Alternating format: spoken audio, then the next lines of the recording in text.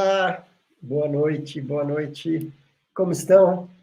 Olha, eu estava com saudade já dessa nossa Semana do Luto. Essa é a nossa quarta Semana do Luto, que a gente começou no início da pandemia. Então já tivemos vários temas, várias conversas, e essa semana promete. A gente está muito feliz que a gente tem mais de 2.000 pessoas inscritas para essa semana. Obviamente, vai ser dividido na semana, muitas pessoas vão assistir depois gravado, mas a gente ficou super feliz dessas ter tocado aí, ter convidado e mais de 2.000 pessoas terem se interessado. Então a gente sabe que esse tema é super importante. Boa noite para todo mundo aí que está dando oi de vários lugares do país e do mundo, Fortaleza, São José do Rio Preto e Campinas, BH. Eu adoro isso sempre, de ver gente aí de vários lugares do país. Muito, muito feliz mesmo. Então, obrigado. Para quem não me conhece, eu sou Tom Almeida, eu sou fundador do Infinito, que está organizando esse nosso encontro, essa quarta semana do luto. O que me fez criar esse movimento já há 5 anos atrás foram os meus lutos, então acho que falar sobre isso, a gente teve uma convidada uma vez que esteve com a gente participando da Semana do Luto, a Ana Penido, e ela falou, inclusive ela estava numa live, eu, a Gabriela e ela, Gabi, que vai chegar já já, ela falou assim, que falar é melhor que pomada cicatrizante. Então, é isso que eu acho que foi a minha cura, foi através de criar espaços para a gente ter conversas sinceras sobre viver e morrer. Então, estou muito feliz. A gente vai ter o início dessa conversa com a Gabi, que eu já vou chamar, vai ser um bate-papo, eu vou conversar com ela, etc. E daí a gente vai reservar o final do nosso encontro, eu vou abrir para perguntas. Então, vocês vão aí se preparando, o que vocês vão ouvindo, vão anotando, e depois vocês vão colocar e eu vou fazer as perguntas para ela e para mim, para a gente ir conversando, tá bom? E antes de chamar a Gabi, alguns avisos rapidinhos para vocês. Primeiro, se alguém ainda não fez a solicitação do certificado, tem interesse em ter um certificado, a Maju, que está aqui com a gente, vai colocar o link daí para você, se você quiser fazer a solicitação do certificado. Além disso, a gente preparou alguns produtos especiais para essa semana, que fala sobre o luto, porque a gente acredita muito que o nosso papel também é tirar o luto do armário, fazer com que as pessoas falem mais abertamente sobre isso. Então, a gente fez uma camiseta que eu havia feito no Festival Infinito, que se chama Agora Você Mora em Mim, que está escrito assim bonitinho do lado esquerdo. Foi o maior sucesso, ela esgotou no Festival Infinito, e a gente está fazendo uma reedição. Então, se você quiser uma camiseta, também tem na lojinha. Tem uma caneca que a gente fez, que eu imaginei vários psicólogos usando essa caneca, falando que o luto é uma montanha-russa, é super bonita a caneca. Então, tem o link da lojinha, quem quiser, vai lá, e todos esses custos e tudo mais nos ajudam a arcar com todos os custos disso, né? E o último aviso, antes da gente começar, a gente tem um grupo do WhatsApp da Semana do Luto, tá bom? Se você não está nesse grupo do WhatsApp, entra lá, porque a gente não fica dando bom dia, boa tarde, boa noite, a gente manda poucas mensagens, mas é mais assim, orientações, links, o link, lembrando que vai começar a live e tudo mais, então seria legal se vocês entrassem, tá bom? Então esses são os avisos, sejam super bem-vindas, super bem-vindos, super bem-vindos, eu tenho certeza que vai ser uma conversa muito bonita. E a Gabi, para quem não conhece, Gabriela Caselato, ela é uma paulista por vocação, ela é nascida no Rio, ela ama esporte e natureza, e, acima de tudo, ela é uma gente e ama cuidar de pessoas. A paixão por estudar e intervir com vínculos, seja na sua formação, seja na ruptura, dá muito sentido à sua existência. Ela é filha, irmã, esposa e mãe. Cada um desses relacionamentos a inspira nos cuidados dos seus pacientes e no seu amor por ensinar. Para dar vazão a tudo isso, ela cursou psicologia e tem doutorado em psicologia clínica. É cofundadora, professora e supervisora do 4 Estações Instituto de Psicologia, e além de organizadora e escritora de livros sobre apego, lutos e lutos não reconhecidos, que é o tema dessa semana, que inclusive foi ela que sugeriu que essa semana a gente fizesse uma semana falando sobre esse tema.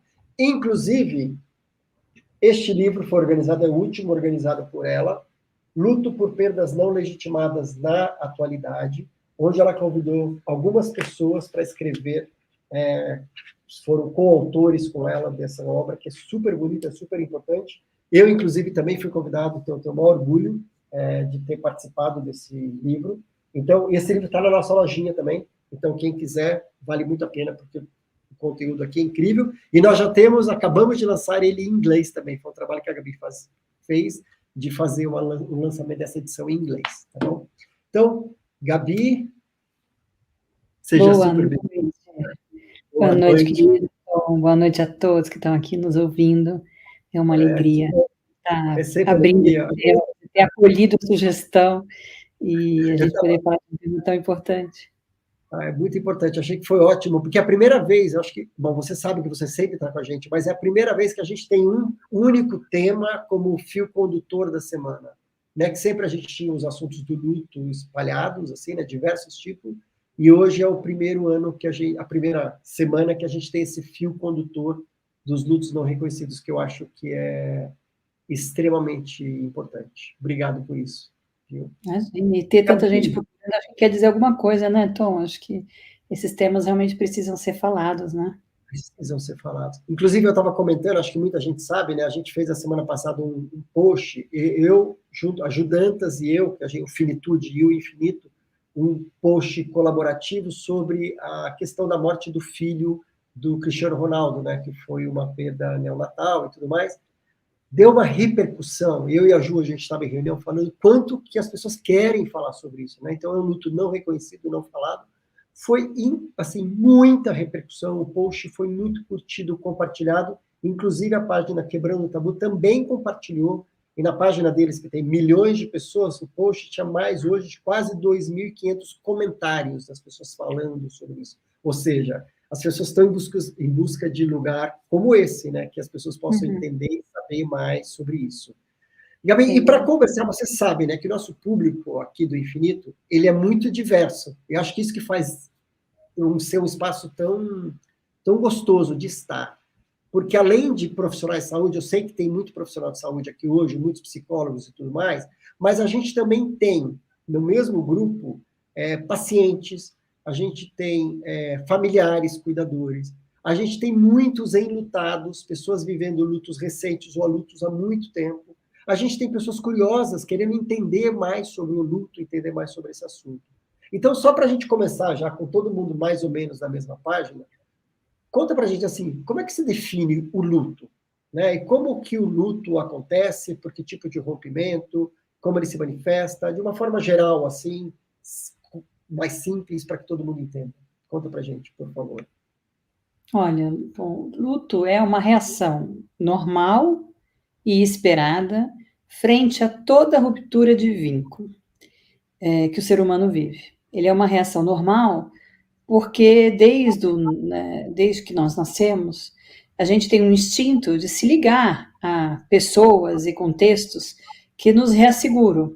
Então, não é só o vínculo afetivo que nos gera sofrimento, a ruptura dele, mas o reasseguramento que os vínculos que nós construímos na vida nos trazem. Esse reasseguramento, essa sensação de segurança que as pessoas mais importantes da nossa vida, os lugares, os papéis, as funções que a gente vai construindo na vida, nos dão esse contorno para a gente viver. Então, quando a gente perde essas situações, mesmo que não só por morte, elas nos desorganizam, elas tiram o nosso chão, elas rompem com o mundo que a gente tinha para conseguir se sentir minimamente seguro para viver. Então, a definição de luto, ela amplia muito mais a nossa percepção, além da perda por morte. E mesmo algumas mortes também são socialmente desconsideradas. Então, luto é toda e qualquer... é uma vivência psicológica, uma vivência psicossocial, uma vivência cognitiva, uma vivência espiritual, uma vivência física, frente a toda e qualquer ruptura de vínculo. Perfeito. E hoje você, aqui no Brasil, eu acho que você não é a pessoa, é uma das pessoas que mais entende e sabe, estuda e fala sobre lutos não reconhecidos. Mas antes de você falar um pouquinho sobre o que é luto não reconhecido, o que te levou a buscar este assunto? O que te levou a interessar? Por que você se interessou por isso? Você sabe, eu já contei essa história em alguns lugares. É algo que aconteceu. Foi um chamado. Assim. Eu acho que, em parte, sim, porque desde o início eu sempre me interessei por lutos que não estavam necessariamente só relacionados à morte, desde o início da minha formação. Ainda como estudante de psicologia, eu tinha muito interesse em trabalhar com adoção, porque eu tinha várias pessoas da minha vida pessoal e em torno adotadas, e tinha a questão da vivência do segredo em torno da adoção, aquilo muito me inquietava, como é que se sustenta um segredo em torno de um tema tão importante e tal. E aí eu fui fazer meus primeiros estudos acadêmicos em torno do tema da adoção. E aí eu me deparei com a questão da infertilidade, que era a maior das motivações, ainda é, mas naquela época, 30 anos atrás, era predominantemente a motivação maior para os requerentes à adoção, né? Pais que não poderiam ser pais biológicos ou tinham perdido seus filhos biológicos e desejavam adotar. E a partir daí eu me apaixonei pelo tema e fui atrás de estudar adoção e fui atrás de trabalhar a questão do luto por esse tipo de perda, que não é uma perda concreta, não era uma perda nada falada há 30 anos atrás.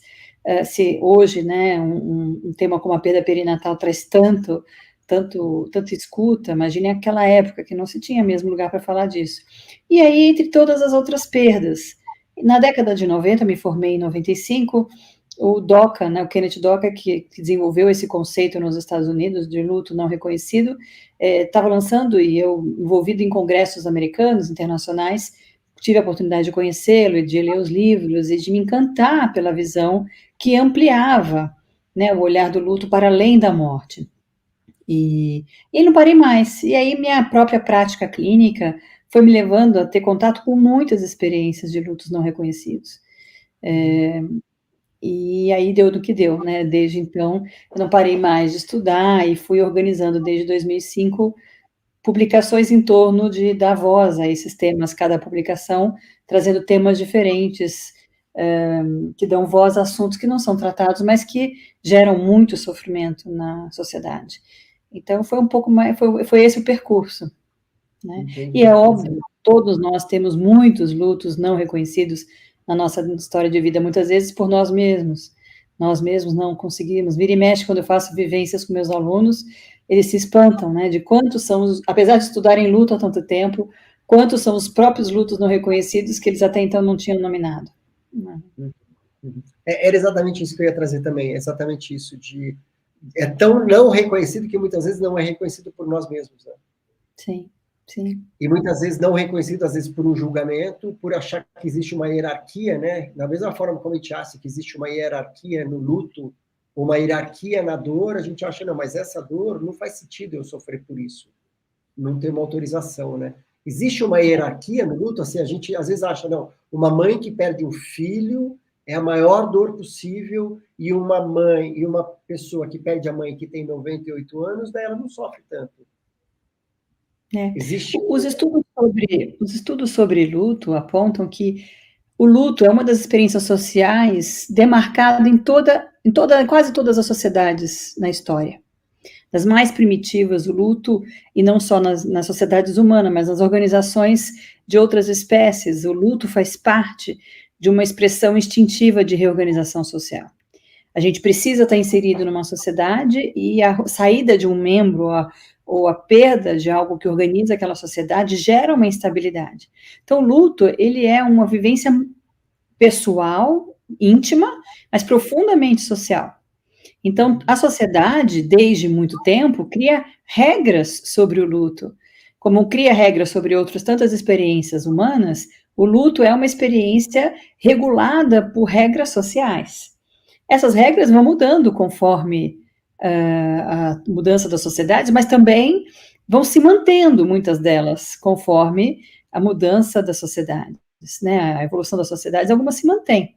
Então, essas regras, que não são escritas em nenhum lugar, mas que são passadas intergeracionalmente, né, de mãe para filho, e assim sucessivamente ao longo da história, vão dizendo como a gente pode se lutar, por quem a gente pode se lutar, quando a gente pode se lutar, de que jeito a gente pode se expressar, por quanto tempo a gente pode se expressar no luto. Então, essas regrinhas a cada sociedade vão dizendo aquilo que está dentro e aquilo que está fora. Aquilo que está fora é negligenciado, banalizado, desrespeitado, colocado à margem. Aquilo que está dentro é cultuado e nem sempre, muitas vezes, cuidado, né? A gente vive numa sociedade em que tem muita dificuldade de lidar mesmo com aquilo que é reconhecido, que é aquilo que faz parte, né? Então, a gente tem, por exemplo, uma licença de luto de 3 a 7 dias para a morte para os nossos entes queridos, né? Diretamente ligados, consanguíneos ou diretamente ligados. Essa é uma sociedade que não dá tempo para o luto. Essa é uma sociedade produtiva, é uma sociedade capitalista, é uma sociedade que tem pressa, é uma sociedade que nega a morte e que teme a tristeza como uma experiência de perda de controle. Então, a gente não tem tempo nem para o luto validado, quanto mais para aqueles que não são validados, né? Então, na nossa cultura atual, a gente tem uma série de experiências que ficam de fora. Deixa eu dar um exemplo, que eu vou pegar aqui no nosso livro.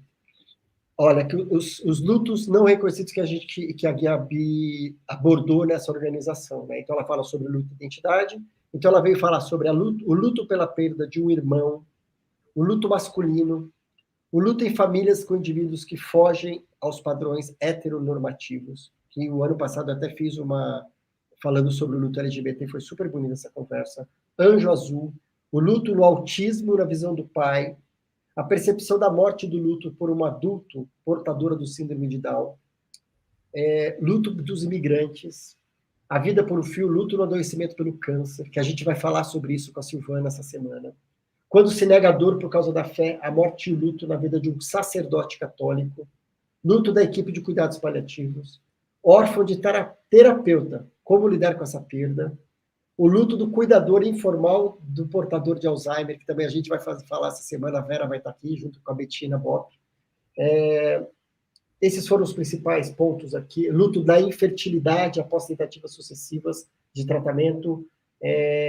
Daí eu falei sobre os meus lutos, e também a Cíntia falou sobre o projeto Vamos Falar sobre o Luto. Além desses, Gabi, quais são os outros tipos de lutos não reconhecidos? Porque eu já vi perguntas assim, como é que eu reconheço? Quais são os meus lutos não reconhecidos? O que são? Você consegue listar alguns, assim, de lutos não reconhecidos que a gente... Olha, tem infinidades, né? Começar a reconhecer um pouco mais. Tem desde os lutos normativos, né, que são as perdas que fazem parte da transição da vida, e que a gente também, porque são normais, a gente banaliza. Então, a perda da infância, a perda da adolescência, o envelhecimento, né, as transições do ciclo da vida, que envolvem tantos lutos, né, cada uma delas, até as perdas não normativas. Então, a gente poderia falar das perdas gestacionais, a gente poderia falar das perdas neonatais, a gente pode falar dessas perdas por tantos filhos que nascem fora do espectro da normalidade, né? Então, problemas genéticos, outras tantas síndromes.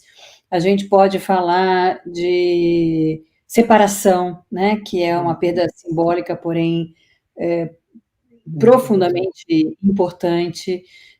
A migração, a imigração, os refugiados, né, que são questões que a gente está vivendo tão intensamente aqui, pessoas que são obrigadas a abandonar, não só perder os seus parentes, como na guerra agora, mas abandonar suas referências culturais, abandonar seus espaços, abandonar seus pertences, sua rotina, a perda da independência, né, seja em casos de adoecimento, de acidentes, amputações, perdas por relacionamentos que não são legitimados, como amantes, um cuidador profissional, né, um profissional da saúde que perde um paciente, cujo vínculo afetivo não é muito valorizado, né, não é reconhecido como algo que faz parte desse processo de cuidado integral com o outro. São tantas, Tom, né? Eu com certeza vou falar aqui, vou deixar outras tantas de fora. O Alzheimer, que é uma doença, todas as demências, doenças neurológicas que trazem essa questão ambígua da perda da perda psicológica do outro, né? O outro existe fisicamente, mas já não é mais a mesma pessoa, né? Você vai ter a Sandra falando dos desaparecimentos, que são perdas perversas, né? Que consomem a vida dos enlutados sobreviventes. uma infinidade. Eu acho que, com certeza, eu tenho 3 livros organizados, cada um mais ou menos com 20 capítulos. Eu tenho certeza que os temas ainda dão algumas unidades de livros, em alguns temas diferentes, porque são muitas as situações. Ainda as pessoas me param, você precisa escrever sobre aquilo, você precisa escrever sobre isso. As pessoas vão me lembrando sobre os tantos lutos não reconhecidos que existem por aí. Então, são muitos, muitos. Na verdade, quando você falou, puxa, as pessoas... como eu faço para reconhecer um luto, um luto meu que não é reconhecido? É simples. É só você perceber pelo que você sofre que você nunca valorizou, pelo que você lamenta e que você, por alguma razão, banaliza, ou o outro banaliza seu sofrimento, por não entender aquilo como legítimo, por não entender aquilo como importante, por não entender como aquilo como genuíno. Então, se existe sofrimento, se existe a dor da perda, existe um vínculo, e se existe um vínculo, existe um significado, e, portanto, isso deve ser considerado. Né? E dentro dessa definição, um mar de situações. Eu acho super importante você estar falando tudo isso, porque também começa a dar um espectro, assim, não é porque no reconhecido ele é pequeno, ele é pouco, a gente está mostrando que, assim, podem ser diversos de tipos de luto. E eu acho que muitas vezes, acho que esse processo é muito importante também aqui dessa conversa, eu reconheci em mim esse luto, então começa muitas vezes por mim mesmo. De eu falar, e a gente, essa semana que teve esse post sobre o luto neonatal e tudo mais, a gente recebeu muitas mensagens de mães falando, eu não sabia que eu tinha esse luto, que eu podia falar que essa criança é meu filho, porque aconteceu, e depois a gente nunca mais falou, isso virou um mistério, virou uma coisa guardada há 30 anos, e agora que eu estou me dando conta que eu vivo esse luto. E depois, uma vez que a pessoa se apropria disso, ela pode começar a falar sobre isso e pedir que esse luto seja legitimado, né? Pedir a legitimação desse luto, seja com os amigos, seja com os familiares, seja com a sociedade. Que esse é o movimento da nossa sociedade. E eu aprendi com você que uma das grandes desafios do enlutado é ter o seu luto reconhecido. Se for legitimado esse luto, né? Porque a gente está falando sobre lutos não reconhecidos, por que é importante? Porque o processo de cura do enlutado, esse processo de ser reconhecido, ter o luto reconhecido, ele ajuda muito nesse processo. Faz sentido, Gabi, isso? Ele não só ajuda, como o não ser reconhecido incrementa sofrimento, né, Tom? Porque se eu vivo algo que é tão difícil de conviver, uma dor de luto, quem vive sabe o quanto ela é custosa, né, o quanto ela é estressora por um bom tempo na nossa vida. Mas ela se torna ainda mais como uma panela de pressão quando a gente precisa viver isoladamente e silenciosamente, porque não há espaço social para expressar, para drenar esse sofrimento. E muitas são as pessoas que procuram o espaço de um profissional de saúde para ter um lugar para dividir a sua dor, porque socialmente não encontram. Não é exatamente porque elas estão adoecidas, mas é porque elas estão sozinhas na sua dor. E isso é muito sério. Enquanto o consultório de um profissional de saúde é o lugar onde mais os enlutados se encaixam, a gente tem uma sociedade que ainda está adoecida. Né? Eu só paro de estudar isso e paro de trabalhar com isso o dia que eu ver esse dado invertido. Quando eu entender que as pessoas só procuram o consultório quando ele for a ponta do problema, quando ele for resolver aquilo que socialmente não é possível. Mas não porque uma sociedade não acolhe o enlutado. E você está me falando, Gabi, eu me lembrei, tipo, que a gente sempre, eu adoro as camisetas, né? Eu vivo inventando camisetas que a gente faz com frases. E eu acho que elas funcionam muito como abertura de conversa. Eu uso sempre, né? Não uso só aqui, então eu estou usando. Às vezes eu estou no supermercado, já tive gente no supermercado vir falar comigo. Aquela frase puxa uma conversa. Esse agora você mora em mim, que a gente tem aqui, da pessoa falar, nossa, o que é? Sobre o que é isso? Você perdeu alguém? E daí abre uma conversa. Tem uma outra que a gente fala sobre cuidados paliativos, a pessoa vem curiosa, o que isso quer dizer? Então, isso que é importante, né? Porque acho que antes existiam todos os códigos de luto, né? Que a pessoa usava preto, a gente contava para a sociedade que estava em luto. E agora não, até os lutos normais, tudo muitas aspas, né, reconhecidos, então vamos falar assim, os lutos reconhecidos, eles também passam desapercebidos, porque 2 dias depois, 3 dias depois, 5 dias, é vida real, vida normal, volta ao trabalho, e você está na fila do supermercado, ninguém sabe que daquilo está acontecendo. Então, é uma forma das pessoas, eu vi até nos Estados Unidos, já até pensei em fazer isso, que é um botão que as pessoas estão começando a usar, que as pessoas falam assim, estou em luto. Uhum. Que é a tarja preta que as pessoas usavam antes na camisa, né? Socialmente, né, o sinal de luto era a mulher vestir preto e o homem usar aquela tarja, né, aquela faixa preta na camisa social.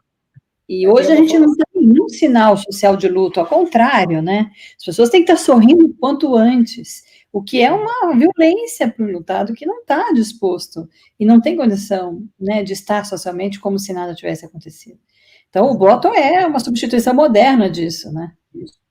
E é uma forma de, assim, eu estou legitimando o luto que eu estou vivendo, e eu estou falando para a sociedade, é um pedido também de legitimação, né? Isso no final. A gente vê alguns grupos sociais, né? Por exemplo, meus filhos, minha família é de basqueteiros, né? Jogam basquete, gostam de basquete, e vira e mexe, nos Estados Unidos isso é muito comum, se morre alguém do basquete, todo o time aparece com a tarja preta por um bom tempo. E quanto mais impactante é a pessoa na comunidade, mais tempo aquela faixa é usada. E qual é a maior reverberação? Mais times usam, porque às vezes é alguém do time, mas às vezes é alguém do basquete, por exemplo, quando o Kobe Bryant morreu. Todos os times usaram faixa preta por muito tempo, né? Como um símbolo de luto. E aí eu vi as pessoas comentando aquilo, né? Os personagens, as pessoas públicas, os heróis, né? As pessoas queridas, como Paulo Gustavo, estou vendo aqui. Então, é uma infinidade, mas essa falta de ritualização e desse espaço social para dizer eu reconheço que você está triste, está tudo bem você estar triste, como eu posso te ajudar? A sociedade sofre muito por não ter essa construção, não ter mais essa abertura hoje. E as pessoas estão adoecendo muito por conta desses hábitos, desses mau hábitos, né, de todo mundo se ensimesmar no seu próprio sofrimento, né? A gente precisa da experiência social para dar conta daquilo que sozinho é muito difícil. É para isso que existe a vivência social. É para a gente sobreviver quando a individualidade não pode só sobreviver sozinha, né? Isso vale tanto para as ameaças físicas da natureza, quanto para as ameaças existenciais, psicológicas, e a dor, o sofrimento psíquico é um deles. Então, a gente não nasceu para sofrer sozinho. Mas é o que a gente tem vivido na sociedade moderna. É isso que a gente está vivendo. E a comunidade, o quanto que a comunidade, né, seja o seu grupo de basquete, seja o seu grupo da sociedade, do teu trabalho, da tua escola, o quanto que esse grupo legitimando isso, e a gente não sabe, né, também isso, assim, a gente também vê que as pessoas ficam totalmente sem saber o que fazer. Então, como a gente precisa ir criando esses novos símbolos, às vezes, assim, é só usar a tarja, é falar, eu estou aqui com você, estou legitimando o que você está sentindo. Eu não sei o que você está sentindo, estou legitimando o que você está sentindo, é importante. E eu compartilho com você, eu divido com você esse desafio. Sim. Em inglês é o healing, que é o curando, cicatrizando, ou seja, é um processo, né, de cura, mas não é uma cura, né? Então é uma cicatrização esse processo. Então, quanto que ele é um processo de adaptação, né, Tom? Acho que essa é a palavra mais justa para o luto. O luto é um processo adaptativo, né, de você conviver com a presença de um amor, com a ausência de um amor, com a vida de um jeito, com a vida que fica de outro, com um jeito de funcionar que era antes, com um jeito de funcionar depois. Luto é mais do que tudo um processo adaptativo em diferentes dimensões da nossa existência. Mas ele é adaptação, não quer dizer de você não sofrer exatamente, mas de você conseguir se adaptar à ausência daquilo que perdeu. E é uma tarefa e tanto.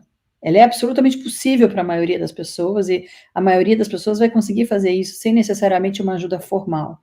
Mas quanto mais sobrecarga essa pessoa tiver no seu luto, inclusive esse não reconhecimento, mais desafiador vai ser, e provavelmente vão ser as pessoas que mais precisam de ajuda. Né? Então, poder falar dos lutos é uma forma de melhorar a saúde mental das pessoas, tirar as pessoas desse sofrimento isolado que sobrecarrega, que pesa a dor do luto ainda mais, que dificulta ainda mais para ele lutar. Exatamente. E também pensando que eu falei do healing, né, em inglês, mas em inglês também, né, tem essa palavra, tem o verbo e no gerúndio, né, que a gente não tem, ou seja, que ele é um processo, né, a gente não tem o luto no gerúndio, que é uma coisa que segue acontecendo. Lutando, né? Estou lutando, não tem isso, que mostra esse processo, que é um processo de organização, adaptação e tudo mais. O Gabi, eu vou trazer um assunto meio controverso aqui, que surgiu também de novo nesse post do Neonatal, que foram alguns comentários na página do Quebrando o Tabu, onde algumas pessoas, de uma forma mais agressiva, daí tem um julgamento, daí um não reconhecimento por luto, porque tem uma questão do aborto natural e tem do aborto provocado. Então, eu não quero entrar nessa questão da discussão sobre a favor ou contra, não sobre isso, mas sim sobre o luto dessa pessoa. E daí eu vi alguns comentários bastante difíceis, assim, falar assim, não, essa pessoa não tem o luto. Ela não está vivendo o luto, porque não tem. E outras pessoas falando sobre isso. E você gostaria de falar sobre isso, essa questão do luto por aborto? Eu acho que esse é um luto muito estigmatizante, né? Porque se essa pessoa tomou a decisão de abrir mão da vida daquele filho, então é porque ela não amava aquele filho e, portanto, então, não há luto por isso. E a gente está inferindo um monte de coisas na motivação das pessoas para determinados atos na vida. É a mesma discussão sobre outras tantas questões sociais, como lá na ponta da vida a questão da eutanásia e outras questões. Eu acho que, de novo, né, quando as pessoas se posicionam socialmente, elas partem das suas próprias inferências, das suas regras e valores morais e sociais. E eu acho que quando a gente faz isso, e a gente faz isso porque nós estamos inseridos dentro de uma sociedade, precisamos ter contorno, e nesse contorno a gente realmente coloca coisas dentro e fora, mas a gente passa por cima daquilo que é mais singular, daquilo que é mais profundo na motivação das pessoas. Então, acho que a gente tem que tomar só um cuidado com isso, porque o luto pelo aborto espontâneo é um luto muito dolorido, mas o luto pelo aborto provocado, em muitas circunstâncias, perturba a vida das pessoas que seguem com ele. Seja pela culpa, seja pelos sentimentos, seja pelas condições em que aquilo aconteceu, por tantas questões. Eu uma vez escrevi um artigo com a Maria Antonieta Mota, lá atrás, na década de 90, que era um estudo comparativo entre lutos maternos e de mães que entregavam seus filhos para adoção. Ela tinha foi um trabalho corajoso na época, porque se hoje esse tema é controverso, lá naquela época ainda mais, mas que a gente queria exatamente mostrar. Eu trabalhava com lutos maternos em geral, ela trabalhava com mães, principalmente adolescentes, que entregavam seus filhos para adoção numa maternidade de São Paulo, e ela fazia um acompanhamento com essas meninas, né? E eram lutos muito dolorosos, eram experiências muito complexas. E eram tão complexas as situações, que eram meninas que viviam isso tão sozinhas, tão sem amparo, tão julgadas e colocadas à margem da sociedade, que muitas vezes elas reincidiam na experiência de engravidar novamente, entregar os filhos novamente. Tinha aí uma trama psicológica complexa, que não vale entrar aqui, mas sem dúvida alguma não é uma experiência simples de se julgar. Então, é isso, toda vez que a gente não entende, tudo aquilo que a gente não entende, que não faz parte do nosso escopo, a gente julga, rotula e exclui. Esse é o risco dessa caixinha de regras sociais, né, que coloca à margem muitos enlutados que estão sofrendo, sim, pelas suas perdas, mesmo que nós não entendamos por quê. Porque a gente tem direito de não entender, né, Tom? Se aquilo não faz parte da minha referência, dos meus valores, da minha cultura, da minha percepção, eu infiro um valor sobre isso. Isso é do humano, porque é o meu jeito de entender e de me posicionar frente aos eventos da vida. Mas a gente precisa entender que isso não responde à questão. Quando eu coloco o meu julgamento em cima da dor do outro, é só uma percepção, é só um lado da questão. O difícil que a gente tem que fazer mesmo, o difícil é chegar perto da dor do outro e tentar ser empático. Que lugar aquilo tem na vida daquela pessoa, né? Por que aquilo aconteceu com aquela pessoa e como ela significa aquela experiência. E quando a gente faz isso, as coisas mudam de lugar, as coisas mudam de importância. Então, esse é o problema, né? Quanto mais a gente se distancia, mais a gente julga, menos a gente entende. E eu acho que acho que é uma questão importante, quando você diz o empático no realmente querer ouvir esta pessoa, estar curioso sobre o que ela tem a dizer. E não o empático que virou agora se colocar no lugar do outro, porque se eu me colocar no lugar do outro, daí eu venho cheio dos meus próprios julgamentos, falar assim, eu jamais faria isso. Eu não concordo. Então, daí você não está sendo empático de se colocar no lugar do outro, né? Então, é empatia no sentido de realmente respeitar, escutar e ser curioso sobre aquilo. E até no nível da compaixão, que é reconhecer que existe uma dor e tá ali, não se desviar dessa dor, né? Existe uma dor e eu quero saber como que eu posso te ajudar. Não julgando e não me colocando nesse lugar, porque eu não consigo me colocar no seu lugar. Lidar com a diferença é desconfortável, nos tira do controle. Então é mais fácil a gente julgar a diferença do que se aproximar da diferença. Por que a gente fala tanto em empatia? Por que a gente precisa ensinar a empatia? É justamente por isso, porque a tendência do humano é o excluir aquilo que é diferente, é o colocar para fora, né? Então a gente está sempre navegando contra nossas próprias defesas. E isso vai continuar existindo na humanidade. Eu não acredito que a gente vá um dia ter uma sociedade puramente empática. Eu acho que a gente vai estar sempre brigando com isso, com o que fica dentro e com o que fica fora. O problema é que a gente tem que ter consciência disso, porque a gente pode estar fazendo isso com alguém e machucando mais ainda essa pessoa que está sofrendo. E essa é a questão, né? O quanto o meu jeito de enxergar as coisas está gerando mais sofrimento em quem está sofrendo. Será que a gente já se perguntou sobre isso, né? Quando alguém chega para uma mãe e diz que abortou, né? Daqui a pouco você engravida, tem outro, isso é o de menos, né? Ou quando alguém vive com uma pessoa amputada e diz, mas é importante que ela está viva. O que a gente está falando? Como a gente está machucando essa pessoa? Como a gente está calando a dor dessa pessoa? Como a gente está excluindo essa pessoa de ser ouvida, de que apesar dela não estar vivendo tal coisa, aquilo que ela está vivendo está sendo dilacerante para ela, né? E as perdas simbólicas, elas têm um lado mais perverso, né, Tom? Porque justamente porque elas não são muitas vezes concretas, elas não são visíveis aos olhos, e muitas vezes elas estão no nosso cotidiano, elas são perdas que são vividas dia após dia. Por exemplo, eu vou dar um exemplo bem comum, separação conjugal. Você tem um morto-vivo, né, uma morta-viva, que é alguém que continua no mundo, mas de quem você tem que se despedir. Essa é uma experiência dificílima.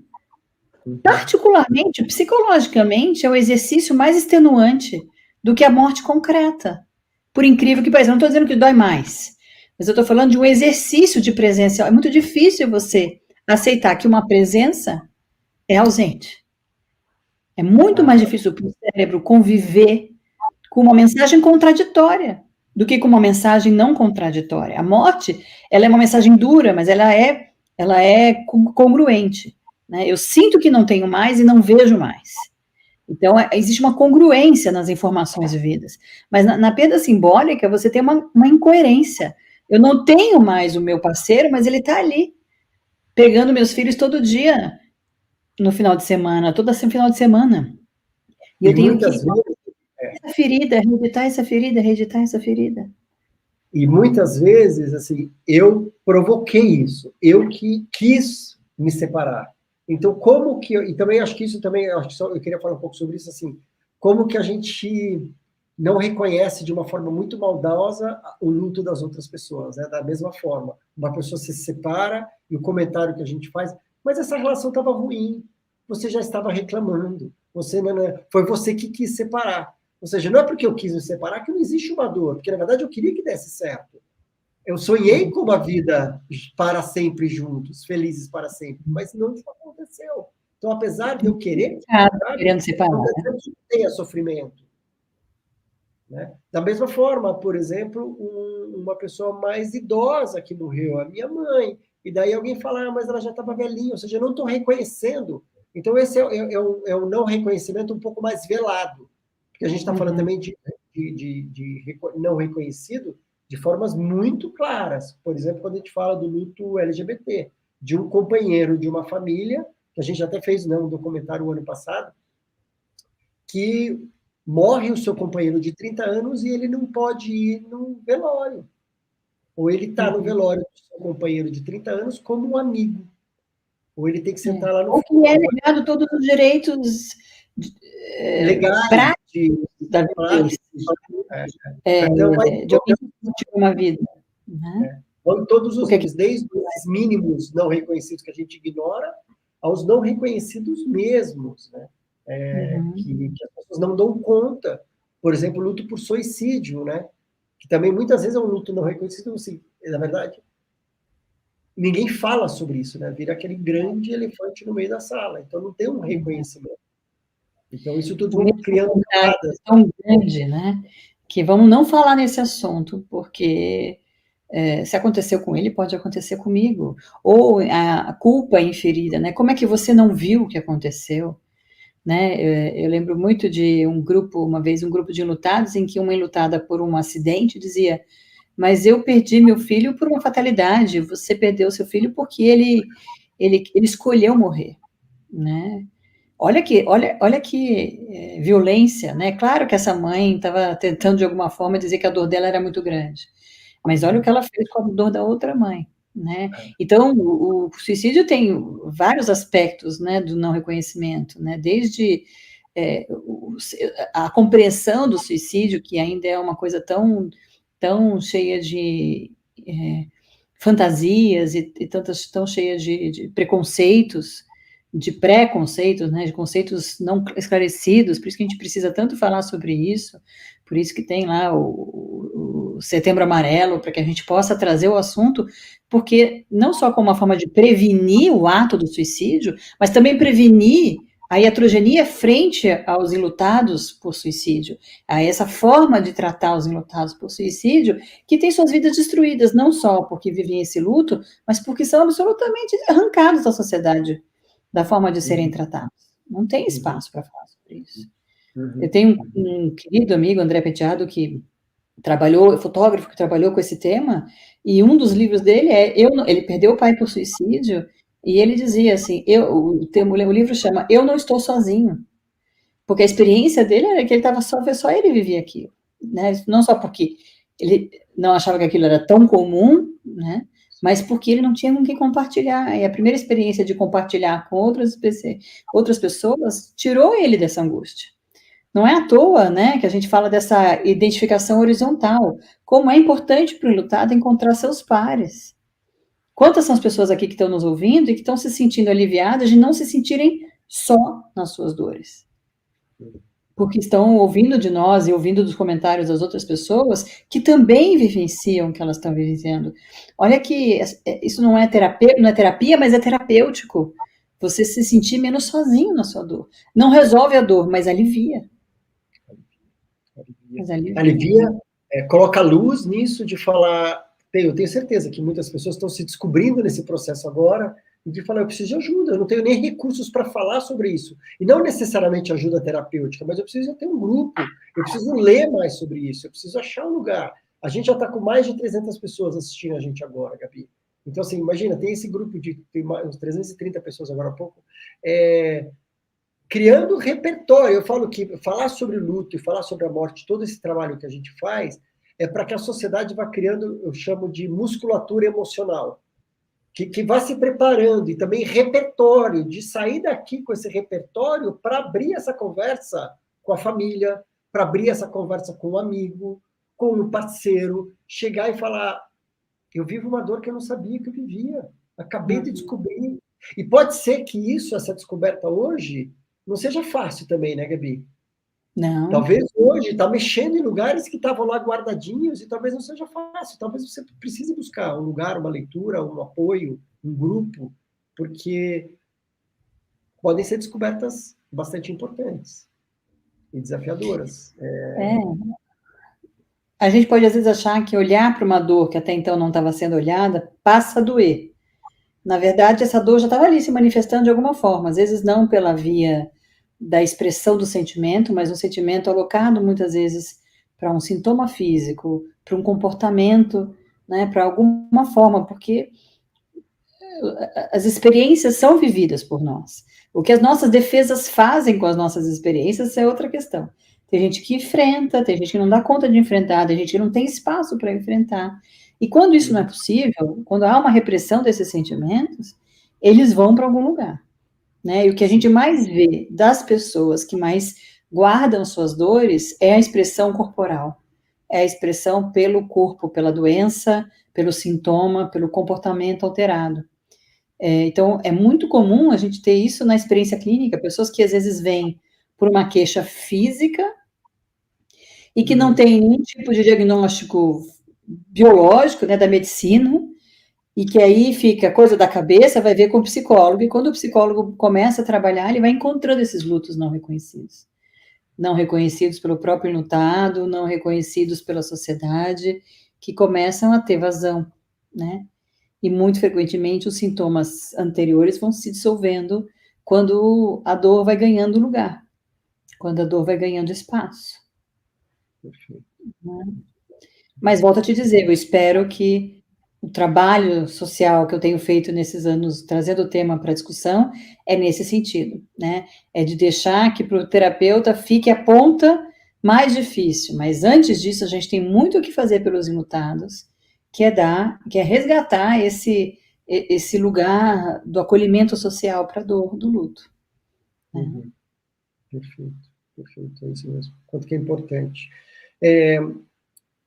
Gabi, eu vou começar a abrir já, porque tem uns comentários super importantes, umas perguntas. Pessoal, então quem for, porque vai ser difícil resgatar. Se vocês tiverem perguntas, eu vou pedir para vocês começarem a escrever, que eu vou tentar trazer algumas perguntas. Não vai dar para responder tudo, porque tem muita gente. Enquanto isso, só vou lembrar alguns avisos que eu dei no início. Se tem alguém aqui que precisa, eu gostaria de ter o certificado, ainda dá para pedir durante a semana, então você pode pedir, a Maju vai colocar o link sobre isso. Nós temos a nossa lojinha, que na nossa lojinha temos o livro sobre luto, sobre perdas não reconhecidos, que é um livro incrível, e outros da Gabi. E lá também nós temos uma camiseta que é linda, que chama Agora Você Mora em Mim, tem uma caneca e tem outros produtos, então fiquem à vontade. Além disso, se você quiser entrar no grupo de WhatsApp dessa semana, onde a gente está mandando informações sobre a semana, os links, o link da gravação quando fica pronto, lembrando que tem e tudo mais, entra também no grupo do WhatsApp e daí você fica por dentro disso tudo. Então, mas lá a gente não manda mensagem de bom dia, a gente só manda o que é importante, tá bom? E eu vou trazer, Gabi, vou começar a trazer as pessoas para participarem dessa conversa, tá? Eu vou ver aqui o que está entrando, mas eu vou agora rapidamente buscar aqui.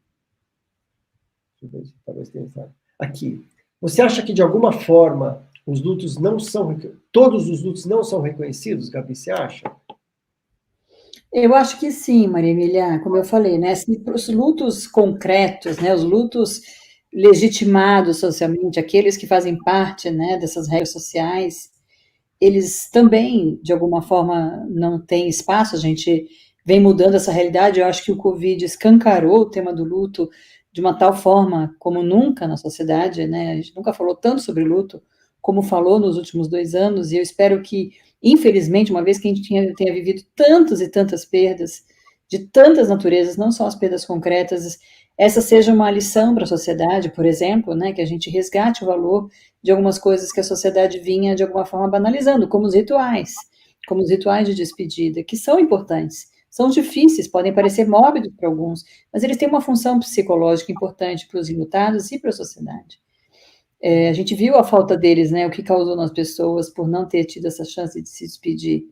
Então, sim, eu acho que todos os lutos numa sociedade que nega a tristeza, que medicaliza a tristeza, tendem a ser não legitimados, se não o tempo todo em algum momento, né? A sociedade espera uma recuperação rápida do enlutado, a sociedade espera que o enlutado volte mais rapidamente ao funcionamento prévio dele, e a gente sabe que uma pessoa, quando vive um luto muito significativo, ela não volta a funcionar como ela era antes. Não quer dizer que ela não vai ficar bem, mas provavelmente aquela experiência vai mexer com ela. Então a gente vive uma sociedade que pressiona muito o enlutado, em muitas direções. E, então, de certa forma, sim, concordo com você. Perfeito, perfeito. Aqui, a Carol Miller fala assim, ó, como explicar aos familiares sobre os nossos lutos não reconhecidos? Me sinto absurdamente só.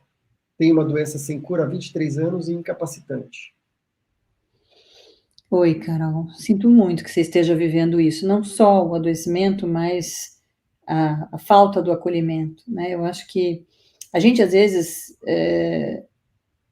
teme falar, não porque a gente não reconheça como importante, mas porque a gente não sabe lidar com a dor.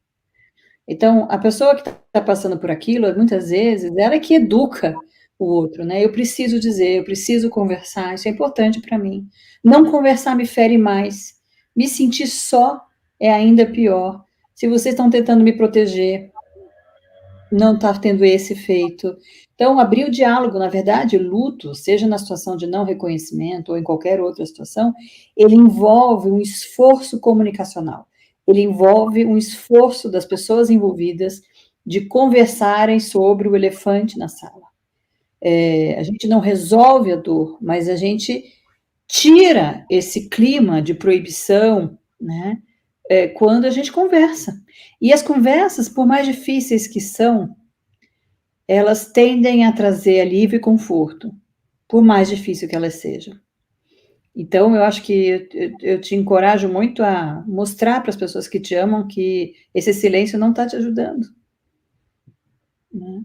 E que, às vezes, que talvez elas estejam fazendo isso na forma de te proteger, nessa intenção de que aquilo que a gente não fala, a gente não sente. Mas a gente sabe que isso não é verdade. Aquilo que a gente não fala, a gente sente sozinho, né?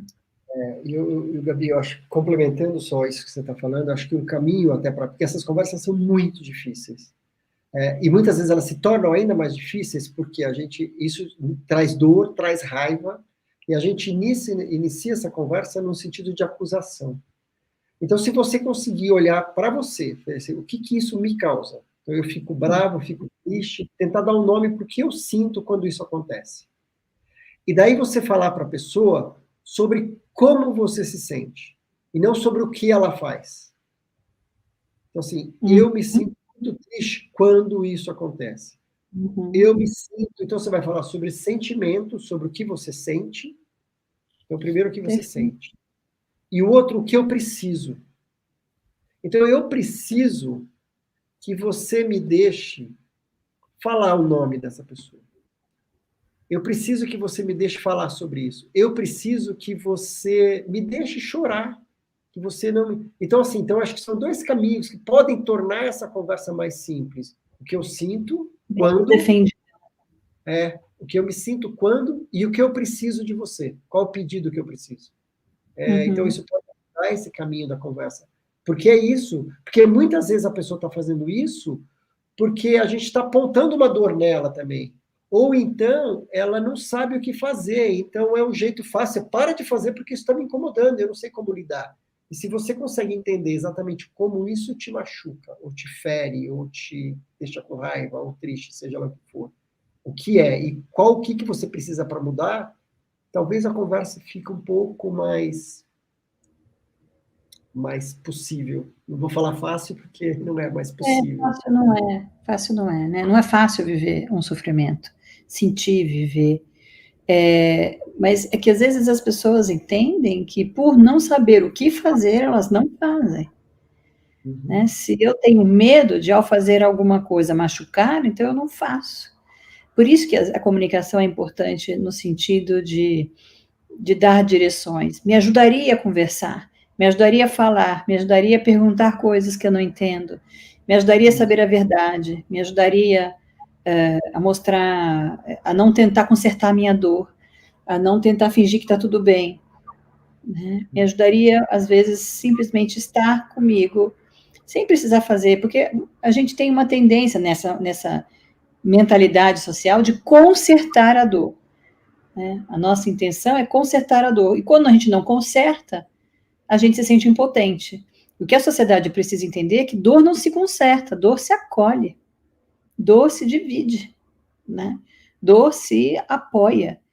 E isso pode não tirar a dor, mas isso alivia, isso ameniza, isso humaniza a dor. E esse é um bom caminho um bom começo de se enfrentar algo difícil.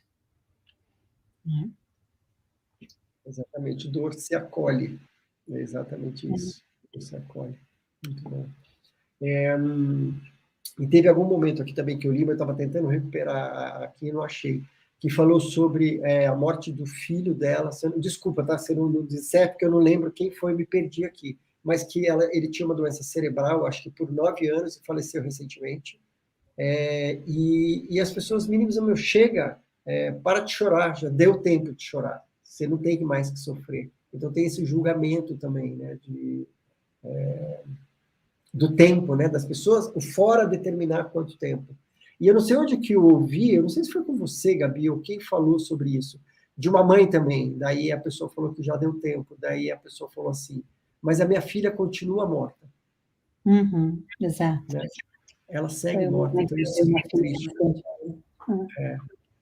Uhum. A Fabiana Rossi está perguntando sobre a ideia do luto patológico. Gabriela, poderia falar sobre a ideia do luto patológico? A gente tem uma briga com essa. Foi a Fabiana, né?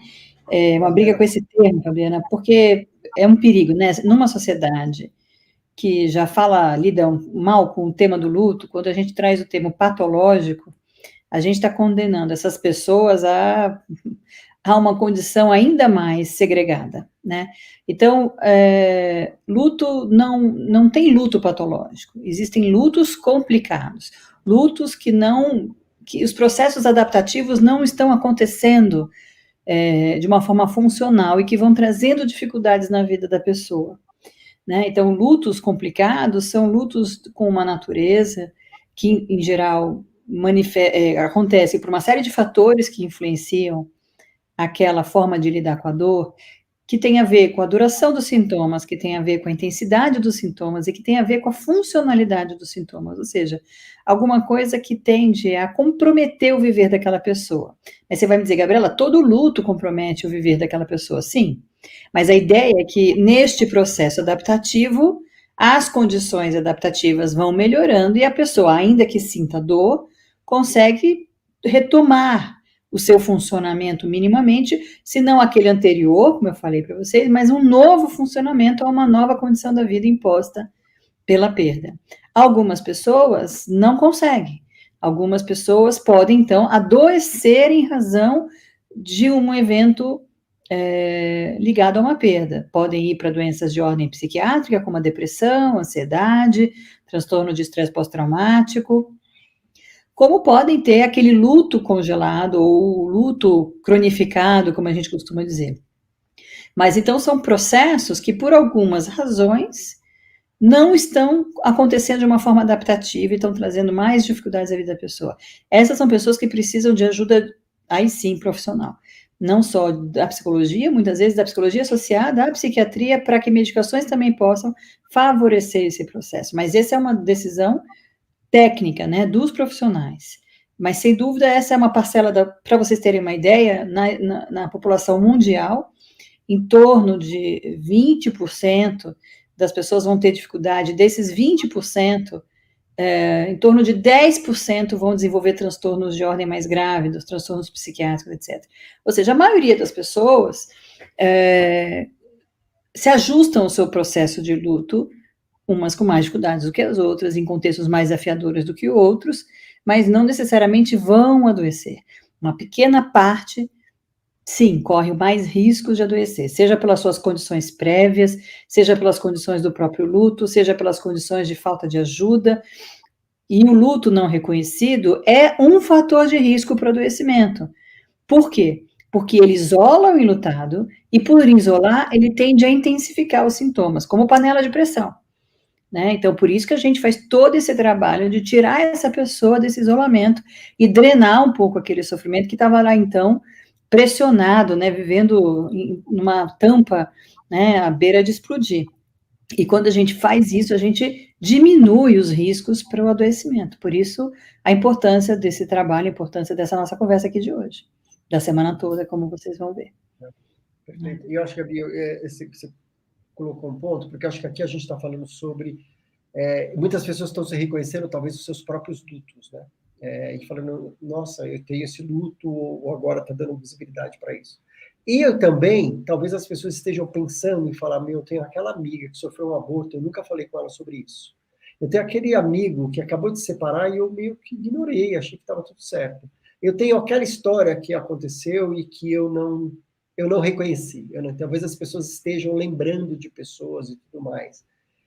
E para que também, eu sempre, cada vez mais, eu quero que esses encontros que a gente faça, que a gente também possa, além de inspirar e fazer as pessoas refletirem, que eles possam efetivamente tocar a vida das pessoas, que a gente possa efetivamente começar esse movimento na sociedade. E da forma simples, pequenos passos. Que seja inspirar as pessoas agora, hoje, mandar um WhatsApp para essa pessoa que talvez você lembrou e falar, oi, eu estou pensando em você, como é que você está? Não sei. Quais ideias práticas e simples, Gabi, que a gente poderia dar? Porque as pessoas também sempre buscam assim, o que eu faço? O que eu falo? Então, se alguém aqui hoje se deu conta que tem alguém conhecido, além de você próprio, então de você próprio é você começar a abrir a conversa com as pessoas que estão ao seu redor sobre o seu luto, mas sobre alguém que você conhece, que você se sinta próximo, que você gostaria de se colocar à disposição para ajudar, para falar assim, olha, aqui é um caminho que você pode dar vazão. Eu não sei muito bem, mas aqui é um caminho que eu posso te ajudar a drenar isso. Como que você sugeriria para fazer isso?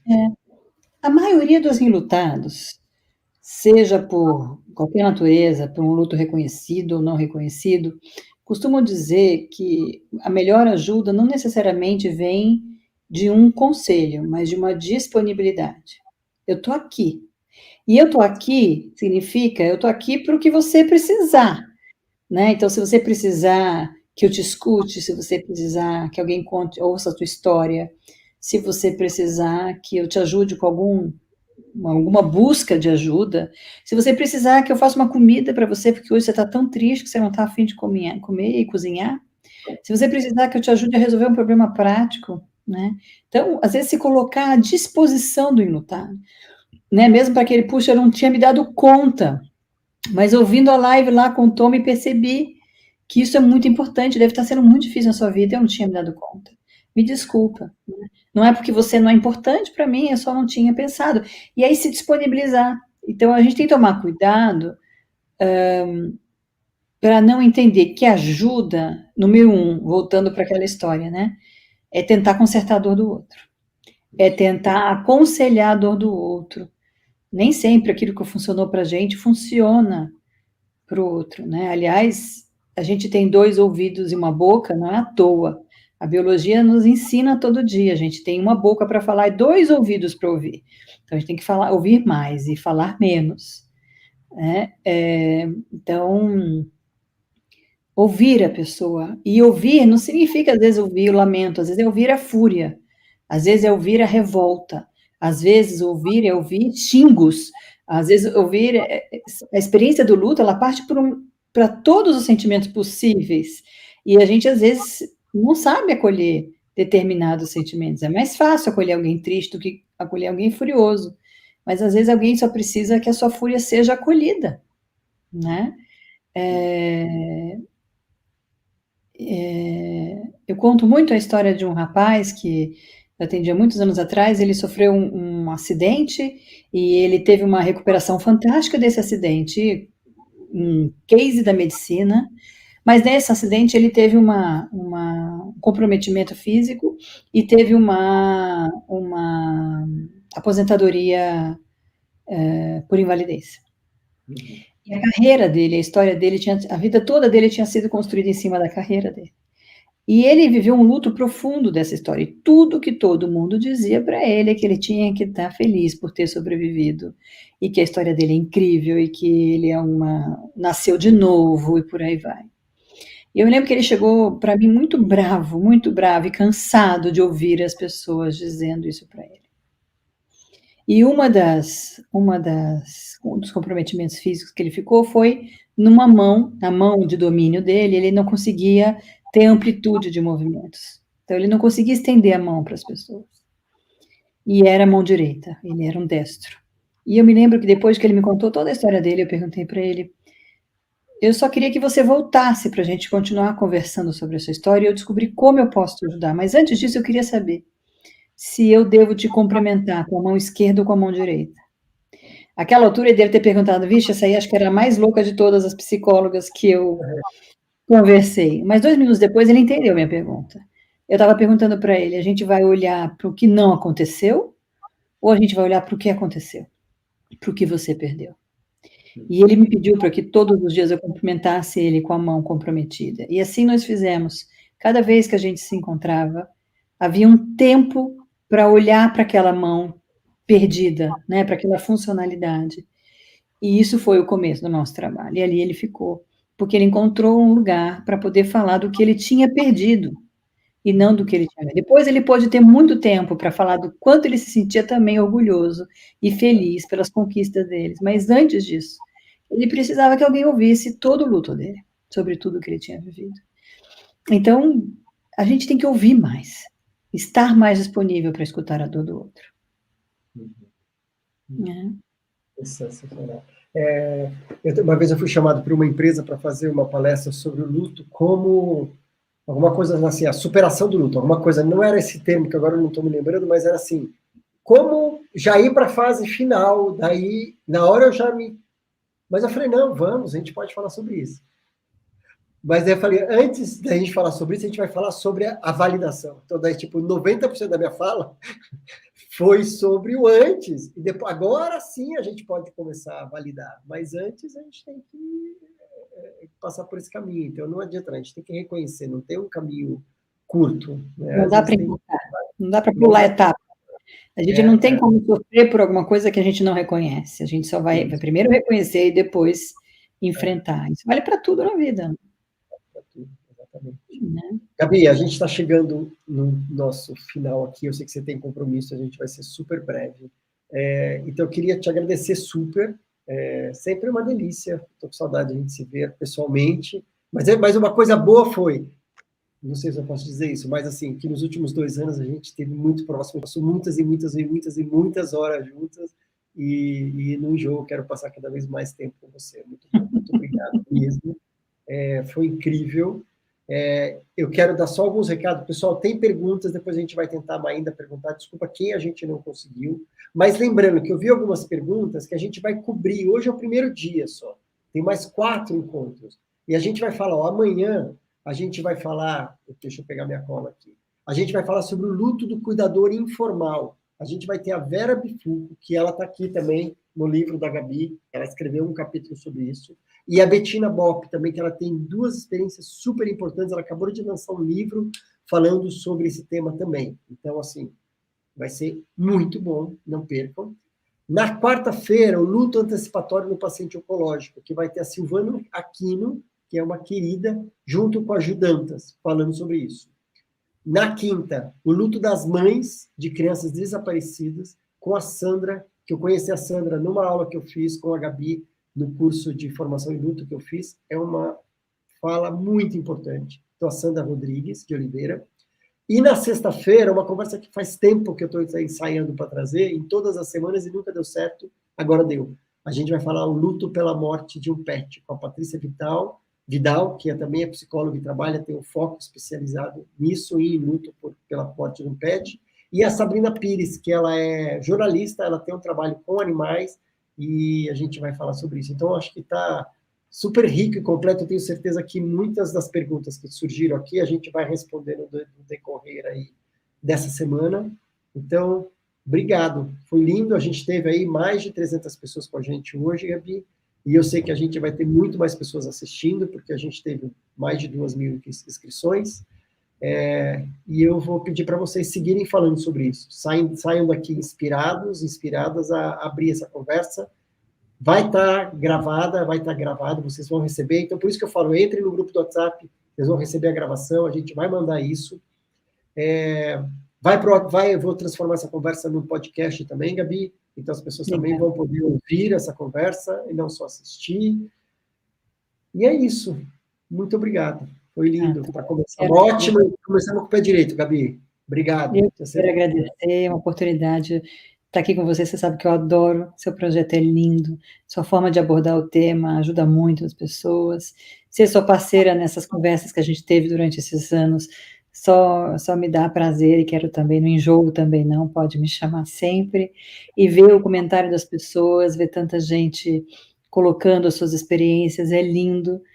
Cria-se uma rede, cria-se um acolhimento, e isso me inspira muito a seguir o trabalho, é para isso que a gente está aí na estrada, desenvolvendo, estudando, pesquisando e ensinando, e aprendendo, mais do que tudo, que os nossos grandes professores são os lutados, são as pessoas que dividem com a gente de uma forma honrosa o sofrimento delas, e com isso a gente pode ajudar outros tantos, e é o que a gente está fazendo aqui. Então eu fico muito feliz, seu trabalho é incrível, a semana vai ser maravilhosa, as pessoas que vão vir são incríveis, são extremamente humanas e sensíveis, e eu tenho certeza que vocês vão amar. Aproveitem bastante, façam mesmo muitas perguntas.